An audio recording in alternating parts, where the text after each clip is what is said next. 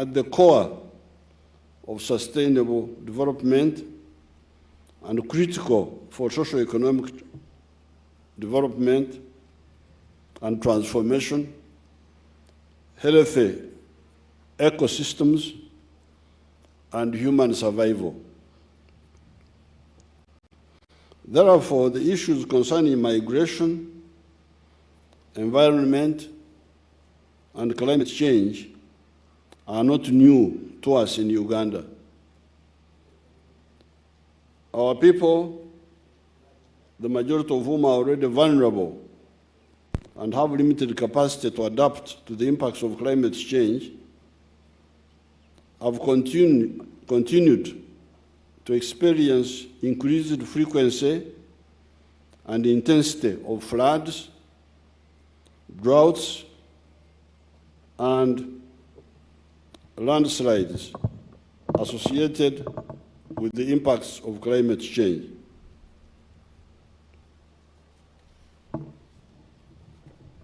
In 2010, we had to relocate and resettle about 3,000 people from Mount Elgon sub-region, Bududa district in eastern Uganda, Kiryandongo district in western Uganda, after their home villages were devastated by the landslides on March 1st, 2010.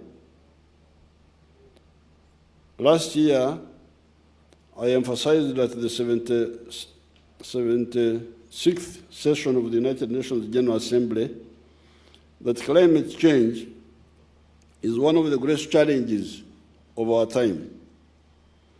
As we are aware, Africa is disproportionately susceptible to climate change impacts. We continue to witness loss of lives and livelihoods from the damage caused by the climate change-related disasters. Your Excellencies, the scientists have been continuously warning us on the need for enhanced and collaborative action to combat climate change.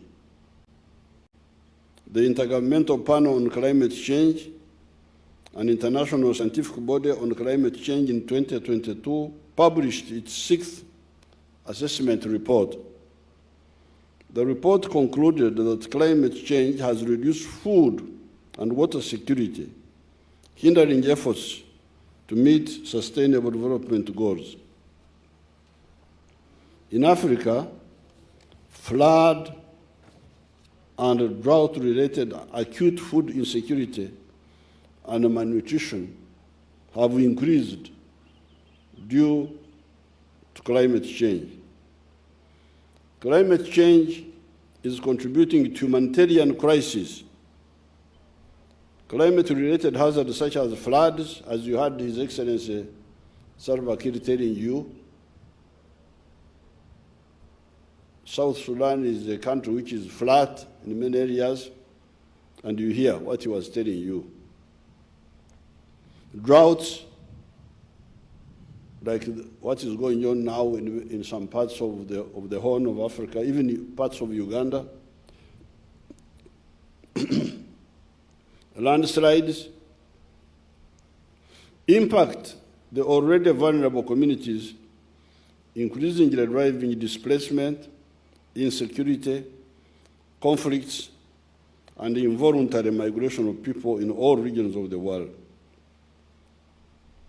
According to the United Nations High Commissioner for Refugees, an annual average of 21.5 million people has been forcefully displaced by weather-related events, such as floods, storms, wildfires, and extreme temperatures. These extreme temperatures recently have been cooking the Europeans. The Europeans have also been cooked now this time. London, the temperature has got 41 degrees centigrade. Different parts of the United States, Spain, all those places, people have been suffering with a lot of wildfires and so on. As we are all aware, East Africa, here in Uganda, we have never had 41 degrees. Not even 35. Here in Kampala, we have never had those temperatures. Karamoja may be 35. But 41 degrees centigrade. You could see people fainting in Europe and the United States. So people who don't listen, they cause a lot of problems for everybody, including themselves. As we are all aware, East Africa and the Intergovernmental Authority on Development, IGAD, and many African countries rely heavily on natural resources. The changing climate and weather conditions are putting our economies, our communities, agriculture, health, water supply, hydropower production, road infrastructure, and housing at more risk and making us more vulnerable. We cannot afford to take no action. In collaboration with our highly esteemed partners, such as the Nationally Determined Contribution Partnerships, most of our countries have updated their National Climate Action Plans, also known as Nationally Determined Contributions, NDCs. As African countries, we reaffirm our commitment to the realization of the 2030 Agenda for Sustainable Development and the Africa Agenda 2063. Generally, for African countries, climate change adaptation is key in addressing the impacts of climate change at all levels, including addressing loss and damage and increasing the resilience of communities, infrastructure, and ecosystems. This is consistent with the African Union Climate Change and Resilient Development Strategy and Action Plan 2022 to 2032 that aims at building the resilience of African communities, ecosystems, and economies, and supporting regional adaptation. No country can address the challenge of climate change alone. We must work together to increase adaptive capacities while minimizing the negative impacts of climate-related displacements and involuntary migration. I appeal to you to take advantage of this opportunity to further discussions on climate change and human mobility, to inform the upcoming 27th United Nations Framework Convention on Climate Change Conference of the Parties, COP27, that is scheduled to take place in Egypt later this year. The commitment we have made today is our first landmark, strengthening our cooperation in relation to climate change-induced human mobility, including migration, displacement, and planned relocation.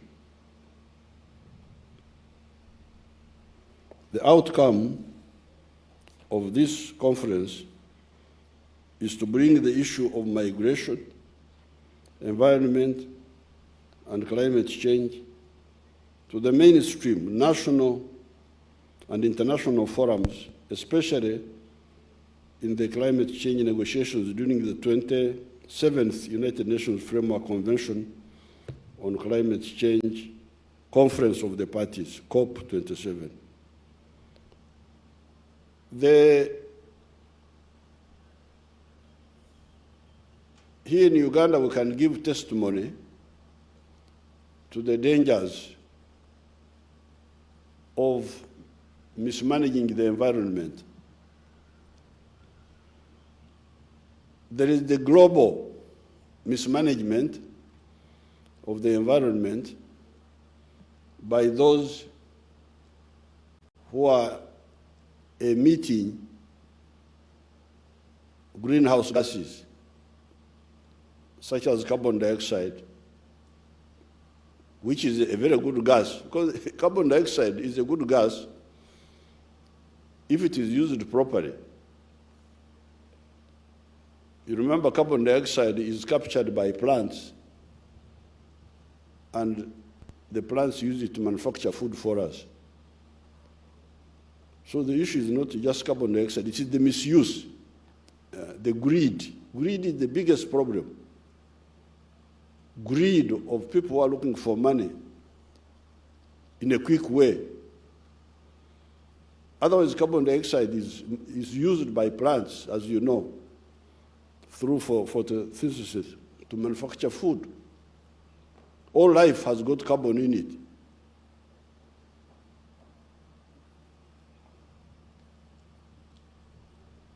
But those people who are greedy for money have caused this problem of increasing those greenhouse gases in the atmosphere. So these are the ones we are telling you must stop.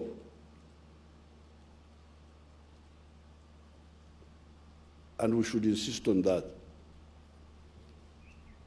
so that the globe does not become warmer than it should be. And that means also planting trees, more trees, because trees can capture back that carbon dioxide and imprison it. All those trees contain carbon dioxide,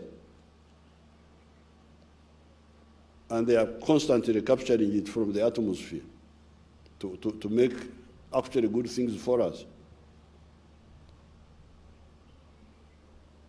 But then, even ourselves, we should also, here in Uganda, I don't know about the other countries, even ourselves are contributing.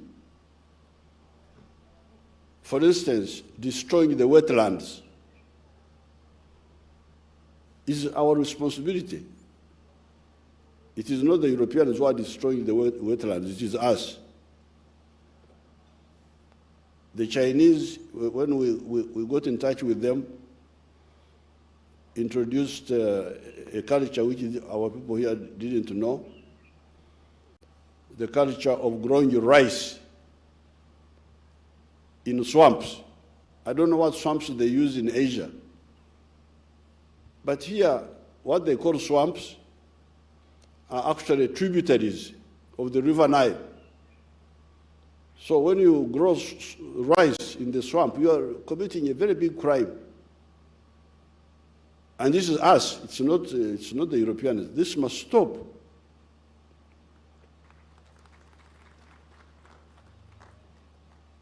Now, I don't know how the scientists briefed you, but here in Uganda, 60% of the rainfall is from the oceans, from the Pacific Ocean, from the Indian Ocean, and sometimes from the Atlantic also. But 40% of the rain is from our wetlands here. And the ones in South Sudan, and the forest in Congo. Therefore, by interfering with the forest, interfering with the wetlands, we ourselves are destroying 40% of the rainfall of this area. So the countries of the Great Lakes, you really need all to watch.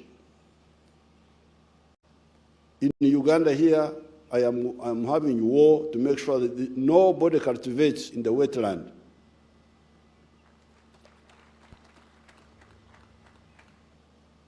You cannot be cleverer than God. God is the one who said this is a wetland,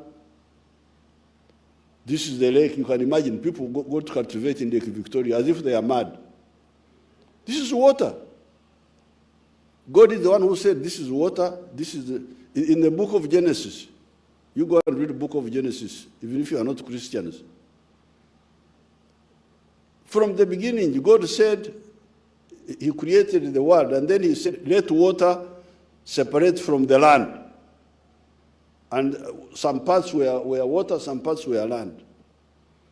Now somebody comes and says, God was wrong. What he made water, I will make a garden of rice and mayuni and all of that takataka. This is terrible. So, and these scientists, I don't know whether they have briefed you, the Ugandan scientists, they were able to show me that 40% of the rain Uganda get, some parts of Uganda get, is from local water bodies. And they showed me that here where we are, near the Entebbe airport, is where the equator passes. Where you landed at the airport, that's where the equator passes. So you going north. By the time you get to places like West Nile, you are at degree 3 north of the equator. Now, the northeastern part of Uganda, Karamoja, is also north, 3 degrees, 4 degrees north of the equator. But they get 35 inches of rain when the rain is good in Karamoja. In the northwest, Acholi, some parts of Acholi and West Nile, they get almost 2 times. They get 60 inches of rain. Why? Because of the swamps in South Sudan and the forest in Congo. They are the same latitude, Karamoja and West Nile, but the other one gets almost 2 times the rain of the other one because of the local water of the nearby water bodies and forests. So if this science is known to people, how can we kill ourselves, commit suicide by attacking the wetlands? The wetlands must be vacated. The river banks, I want to congratulate our Tanzanian brothers. I was recently in Arusha for our meeting there. They have done a good job in Arusha town. Those streams there, they are all protected with plants, there are forests in Arusha town. Although the other area is dry, but near Mount Meru, you see very good protection of the forests, so that the river banks are protected with vegetation, so that the runoff water doesn't sweep soil into the river and all that, like in the lake here, cutting the vegetation near the lake shore. Very, very irresponsible. So, while we in Uganda are quarreling with the Europeans for the greenhouse gases, but we must solve our own problem, which we can solve ourselves, which is interfering with the rain cycle of our wetlands and water bodies, which contribute to our rain, our own rain, not the rain of anybody else. As I conclude, I would like to thank you once again for putting aside your valuable time and for the commitment that has contributed to a successful outcome of this conference. That declaration is very good.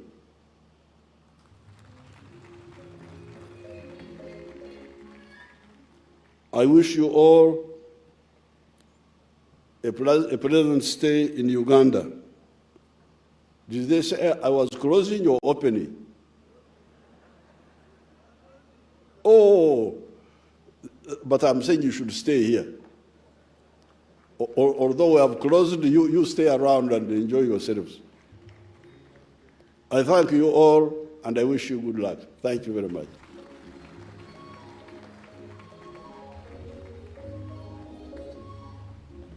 Your Excellency, there is just one request. After the anthems, we'll have some photos taken, and I will guide when that happens. I would like now to take the pleasure of requesting that we all be upstanding for the anthems.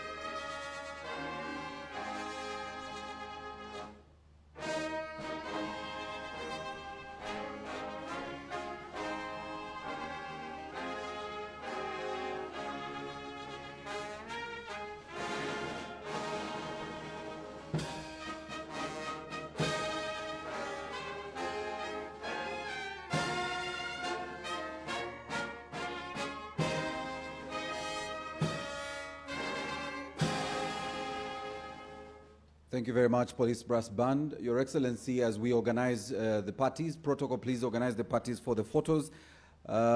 We are requesting, Your Excellencies, the ministers and the heads of delegation. That's the first photo. Protocol, you could guide them to where the photo is going to happen.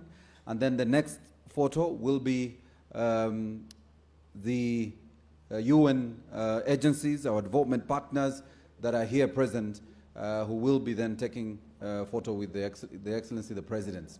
So may I request protocol to manage our first set of photos, which is the ministers and heads of delegation only, please. Of course, this will include the UN IOM, which is the UN Migration, as hosts. Then the next set, and this is also to request the UN agencies, led here by the UN Resident Coordinator and the other heads of the UN agencies. That will be the second photo that will include members of IGAD and also the IOM. That's the second set. So the first set of pictures, the presidents will take a photo with the ministers, permanent secretaries present here, and the heads of delegation only.